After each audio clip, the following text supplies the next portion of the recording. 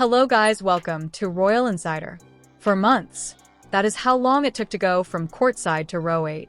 In February, at the NBA All-Star Game in Inglewood's brand new Intuit Dome in California, a venue that was itself a statement about the NBA's commercial ambition, Harry and Meghan were right there in the front row, courtside, seated alongside Queen Latifah, surrounded by the kind of ambient celebrity presence that defines those events.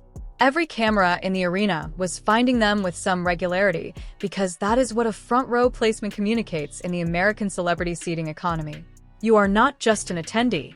You are part of the visual identity of the event. Your face appears in the broadcast, in the photographs, in the social media posts that extend the event's reach for days afterward. You are useful to the event, and the event is useful to you. 4 months later, June 13th, Game 5 of the NBA Finals at San Antonio's Frost Bank Center. Jalen Brunson puts up 45 points, one of the great individual playoff performances in recent memory, and the New York Knicks end a 53-year championship drought in one of the most memorable nights in recent basketball history, a result that will be discussed for decades, that ended the longest drought of any current NBA franchise.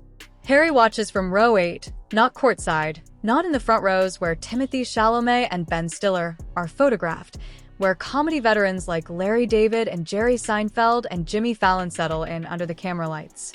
Meghan Markle is going to make life a misery for the royal family, for William, for Catherine, for King Charles. She's going to gather more material for the next documentary on Netflix. It's absolutely huge. It's seismic. This is a story that has broken the internet, and I think people are surprised, not that it's happening, but at the timing. 8 rows back, NBA Commissioner Adam Silver, the man who extended the personal invitation to Harry in the first place, seated directly beside him. A personal gesture that matters, that communicates genuine warmth, and that distinguishes this from a cold institutional exclusion. The commissioner showed up. The placement reflects something else. A veteran named J.P. laying nearby, lending the moment a different kind of weight. That movement, courtside in February, row 8 in June, over the span of 4 months, is tonight's story. Not because a seating position has any intrinsic moral significance, and not because where you sit at a basketball game should define anyone's value as a human being, but because in the specific commercial ecosystem of the American celebrity economy, where you sit is not about sightlines or comfort. It is a deliberate, calculated decision made by people whose professional function is to put the right faces in the right places for maximum broadcast value, maximum commercial association, and maximum social media amplification. That calculation changed between February and June, and what changed it is the story. And 1 year to go. Laughter, and that would have been fine. So he didn't need to come, but obviously he misses the United Kingdom, and it's any excuse. It's a bit like maybe your good self going to your local pub, right? You're like, oh, I'm so sorry, Mrs. Anna C.O. Bay. Laughter. I have to go to the... Tonight we are going through what specifically changed between those 2 NBA appearances.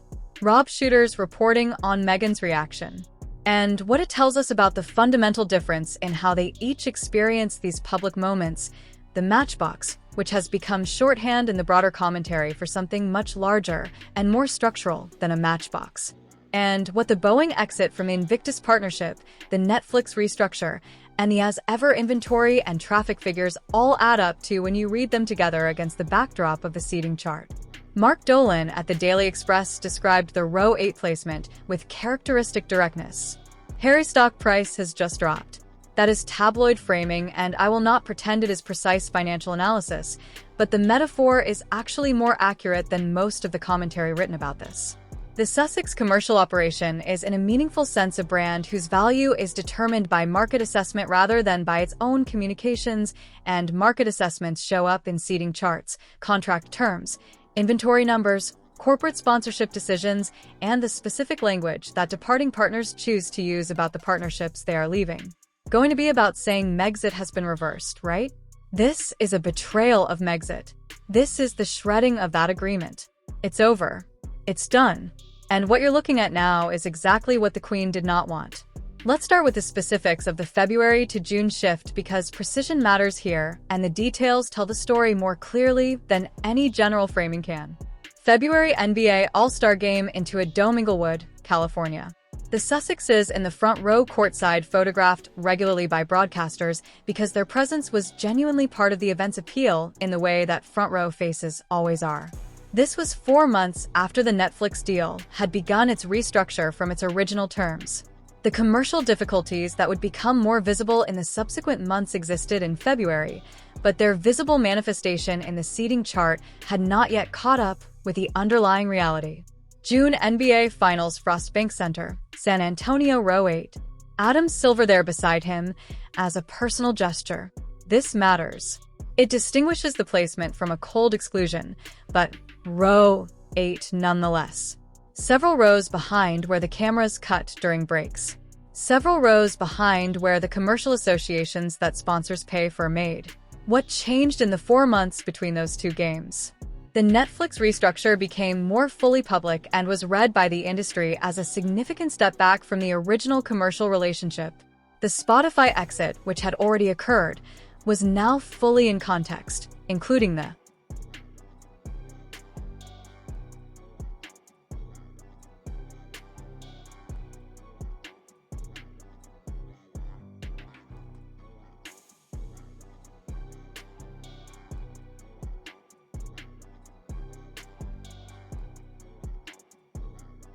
specific and notably blunt language used by the departing executive.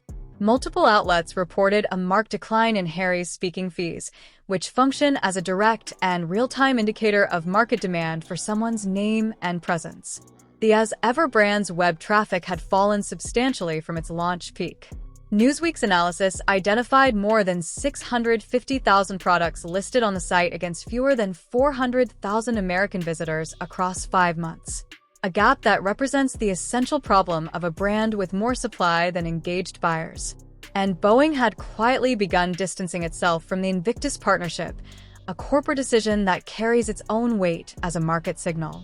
The people responsible for NBA seating arrangements are not making political statements. They are not delivering personal verdicts on anyone's life choices. They are doing a commercial calculation. Who draws cameras reliably? Who generates the social media conversation that sponsors want attached to their event? Who brings the kind of ambient cultural buzz that makes a front row placement earn its cost? Between February and June, the answer to those questions shifted enough to produce a different placement. That is what the 8 rows represent. Not a judgment, but a recalibration. If it's giving you the full picture on this one, the February to June timeline, the commercial mechanics behind the seating, the Matchbox logic, the Boeing signal, the like button costs nothing, and it keeps this channel going.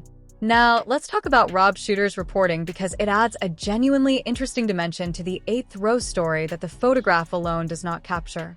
And because what it reveals about the dynamic between Harry and Meghan is more interesting than the seating question itself.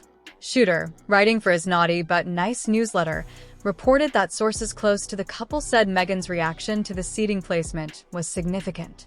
Not, the sources were careful to note, because Harry attended a basketball game without her, but because of where he sat. The framing that traveled furthest from that reporting was a single quote attributed to an anonymous insider. That's the difference between them. He sees a basketball game. She sees a brand. I want to be clear about the epistemics here before going further. Anonymous insider quotes should be held lightly and read as reported opinion rather than confirmed fact. The sourcing is Shooter's. It comes through anonymous channels, and it cannot be independently verified by anyone outside the room where those conversations happened. The Sussex operation would dispute this characterization of Meghan's reaction without hesitation. I am not presenting it as certain truth. What I can say is that the quote spread as quickly and as widely as it did, faster than most anonymous insider quotes spread, more persistently than most, further across different audiences and different media environments than the typical Sussex insider quote travels, because it felt recognizable and specific to a very large number of people who have been observing the Sussex public operation for several years, and who felt they were recognizing something they had already observed rather than being told something new. The reason it resonated is not because people trusted the anonymous sourcing. It is because people had already formed a view from observing the public record, and the quote gave language to that view. Whether or not those specific words were said by that specific person, the distinction the quote describes between experiencing a moment as a human being and reading that moment for its commercial implications is one that the observable record has illustrated many times. The Shooter report also described Meghan drawing a comparison to William and Catherine, who are consistently placed in front-row positions at major events, whose appearances at high-profile games and ceremonies generate exactly the kind of media coverage that front-row placement is designed to produce for the event organizer and the broadcaster. The 2014 Nets-Cavaliers game in Brooklyn alongside Beyoncé and Jay-Z, a photograph that became one of the more memorable images of a celebrity sports attendance moment that year. The 2022 Celtics Heat game in Boston, timed to coincide with the Earthshot Prize visit, a placement that served both the team's public relations and the Wales brand simultaneously, in the way that these things always work when both parties have something to gain from the association. These were placements that reflected a specific and real commercial and institutional reality, that the Wales presence generates genuine camera interest that event organizers can use. The reason for that reality is not complicated and does not require any particular theory to explain. William and Catherine are backed by the British monarchy as a functional and active institution, one of the most globally recognizable brands on Earth, one that generates enormous media interest purely through its continued existence, and that carries centuries of accumulated cultural weight, royal weddings and coronations and state funerals, and the whole apparatus of inherited symbolic power. Their front-row placement at a basketball game reflects that institutional backing. The event organizers are not doing them a favor. They are making a commercial decision that the Wales presence benefits the event more than it costs them. It is not personal celebrity that explains the placement. It is institutional association and the commercial value that association carries in a specific media environment where the NBA operates. The Sussex commercial proposition is different in structure from the Wales one, and that structural difference is what makes the comparison Meghan reportedly raised both fair and painful simultaneously. The Sussex brand was built on the departure from the British monarchy and on the ongoing story of that departure, the interviews, the memoir, the documentaries, the continuing commentary about what the institution did and failed to do. Its commercial value is therefore tied to how the market currently assesses the departure story's continuing relevance and interest, not to an institution that generates interest through centuries of accumulated weight, but to a story that generates interest through ongoing drama and novelty. And stories age. Drama becomes familiar. Novelty wears off. That is not a moral observation. It is a commercial one. The assessment of the Sussex brand's value is not static. It moves as the market processes new information, as the departure story becomes older news, as the products and content the brand produces are evaluated against the prices being charged. And between February and June, that assessment moved enough to produce a different seating placement. Subscribe to us so you never miss what we cover next. And while you are in the comments, drop your take on this specific question. Do you think the row 8 shift was a clean and accurate commercial assessment of where the Sussex brand currently sits? Or does the seating chart oversimplify something more complicated about what is actually happening? Now, let's talk about the matchbox, because it has become the most efficient and most discussed symbol of the larger structural question facing the As Ever brand. The Father's Day gift box from As Ever included, among its contents, a limited edition matchbox, positioned within a product set costing well over £100. A matchbox. A small cardboard container whose primary function is to hold matches, available in any supermarket in the world for a fraction of a pound. I am not going to spend significant time on the joke, because the joke writes itself and has already been written by several hundred people online, each of them making the same basic observation, with varying degrees of wit. The matchbox is funny. That is established. The more interesting question is what the matchbox illustrates about the commercial logic of the As Ever brand, and what happens to that logic when the seating chart moves from courtside to row 8. The brand's commercial model is built on association. The matchbox is not priced within a £100 gift box because of what it is materially. It is priced there because of what it is associated with. The name Duchess of Sussex, the Sussex brand, the royal agency that the Sussex titles carry with them. Remove the association and the object returns to its actual market value, which is a few pence. Keep the association strong, and the premium is justified because the buyer is paying for what the name means, not for what the object does. That model has a specific and structural vulnerability. It is entirely dependent on the current strength of the association, which the brand does not control. The brand cannot determine how the market values the Sussex name at any given moment, and that is the core structural vulnerability. It can attempt to manage perception through communication strategy, run campaigns, produce content, cultivate relationships with media partners and commercial collaborators, but the underlying commercial assessment, what the Sussex Association is actually worth in the market where buyers make their decisions, is made by the market, not by the brand. When the association is strong, the Matchbox can sustain its place in a premium gift box because the buyer is genuinely paying for what the name means. When the association weakens, when the seating chart moves from front row to row 8, when the Netflix deal restructures in a direction that the industry reads as a step back, when the Spotify executive uses the specific language he used publicly and on record, when the inventory numbers show more products than engaged buyers, the Matchbox is doing less work than the price tag requires. The object has not changed. What has changed is the strength of the association that the price tag was counting on to carry the premium, and the market, which does not operate on hope or nostalgia, makes its assessment accordingly. The Boeing exit from the Invictus Games partnership sits in the same picture and tells the same story from a different angle. Boeing is not a company that makes sponsorship decisions based on sentiment, personal loyalty, or the desire to send a public message.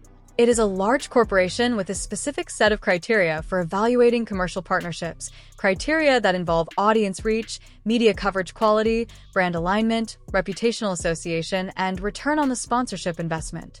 When Boeing quietly distanced itself from the Invictus partnership, it was making the same kind of commercial calculation that the NBA seating chart reflects, a reassessment of what the association is currently worth against what it costs to maintain. Corporations that exit sponsorship partnerships do not typically issue detailed explanations of their reasoning, because doing so would require them to say publicly what they assessed privately, and that creates its own complications. Boeing said nothing notable publicly about the reasoning, because corporations that exit sponsorship partnerships do not typically explain themselves to the public. The explanation would require saying publicly what they assessed privately, which creates its own complications. The exit spoke for itself in the way that these things always do to music, the people in the industry whose job it is to read these signals and understand what they mean. None of these individual signals is definitive on its own, and I want to be honest about that because it matters for the integrity of the analysis. Companies end sponsorships for a variety of reasons, many of which have nothing to do with the specific partner they are leaving. Budget restructures, strategic pivots, changes in sponsorship philosophy, shifts in target audience. Seating arrangements can reflect practical logistics, prior relationships, and any number of factors that have nothing to do with a commercial reassessment. Seating arrangements change for reasons that may be partly practical. Brands have difficult inventory periods that can be corrected. Each of these things is individually true. What makes the current picture notable is that all of these signals are pointing in the same direction in the same time window. The Netflix restructure, the Spotify exit and its accompanying language, the speaking fee reports, the as-ever traffic numbers, the inventory gap, the Boeing exit and the seating chart, convergent signals from different commercial environments, the entertainment industry, the sports sponsorship world, the e-commerce metrics, the consumer brand market, each making its own independent assessment, each arriving at a version of the same conclusion without any coordination between them. Now, let's talk about what this trajectory actually means for what comes next, because I think this is where the analysis is most interesting and where the most honest version of the story requires the most care about the difference between a trend and a verdict. The February to June shift does not tell you where the floor is. It tells you the direction the trajectory has been moving over a specific 4-month window. Trajectories change. Commercial reputations that decline can stabilize, can recover, can find a different level at which they operate sustainably even if that level is different from where they started. The Sussex commercial operation still has real assets, and I want to state that clearly because the honest analysis requires it. The Sussex names carry genuine global recognition. In most of the world, the name Meghan Markle generates immediate identification with a specific cultural moment, and that recognition is commercially valuable. The royal connection still generates cultural interest even in its current complicated form, even as it ages and even as the drama that produced the initial peak of interest becomes older news. There is still an audience for a Sussex-adjacent content, an audience that is demonstrably real even if it is smaller and differently distributed than it was at the peak of the 2022 to 2023 cycle. What the Row 8 moment and the Matchbox and the Boeing exit and the inventory gap and the Netflix restructure and the speaking fee reports, music, makes visible collectively is that the current trajectory is downward and that the gap between where the brand self-assessment appears to be sitting and where the market's assessment is sitting has become wide enough that it shows up in seeding charts and product catalogs for anyone paying attention to read. The honest version of this analysis is Row 8 is a data point. It is a commercially significant data point, and it is consistent with the broader pattern of signals that have been arriving from the same direction across the same time window. The Netflix restructure, the Spotify exit, the speaking fees, the inventory numbers, the Boeing sponsorship, all of them pointing the same way. It is not a verdict on anything that cannot change, and it would be dishonest to present it as one. What it is specifically is a market signal, and market signals should be read as what they are. Current assessments based on current information rather than as permanent judgments. What it is unambiguously is a more honest assessment from the market than any press release has provided. Markets do not issue statements. They do not manage narratives, and they do not have PR teams. They make calculations, and the calculations show up in placements, contracts, prices, and inventory. Row 8 is the market talking in the specific and unambiguous language that markets use when they have made a reassessment and have decided to communicate it through actions rather than through statements. And somewhere in San Antonio on the night Jalen Brunson put up 45 points and ended 53 years of waiting, Harry watched it all from there. By the available reporting, he was genuinely present in the moment, immersed in what was unfolding on the court, in the energy of a crowd watching history being made, not parsing the broadcast implications of his own seating position or calculating what the camera angles were communicating. That is genuinely its own kind of thing. The ability to be present in an experience without simultaneously managing it for its commercial implications, without reading the room for what the camera positions are communicating, is not nothing. It is actually a quality that the public record suggests Meghan finds difficult to switch off. The human experience and the commercial signal can both be real at the same time, and the human experience does not become less real because the commercial signal is there alongside it. But we are here for the commercial signal, and that signal moved 8 rows back in the space of 4 months. That is the specific fact this whole story turns on. 4 months, 8 rows. One commercial calculation made in real time by people whose job is to make exactly that calculation, with no sentiment and no loyalty to anyone's preferred narrative. Where do you think the Sussex commercial trajectory goes from here? Does the pattern of the last 12 months stabilize, recover to something closer to the February baseline, or continue moving in the direction the June seeding chart indicates? And does the Matchbox read to you as an easy joke at the expense of a single overpriced product, or as something that genuinely and precisely illustrates a structural problem with the logic the whole brand is built on? Drop your honest take in the comments below. Subscribe so you never miss what we cover next. The like button keeps this channel going. See you in the next one. And the next commercial signal is probably already on its way.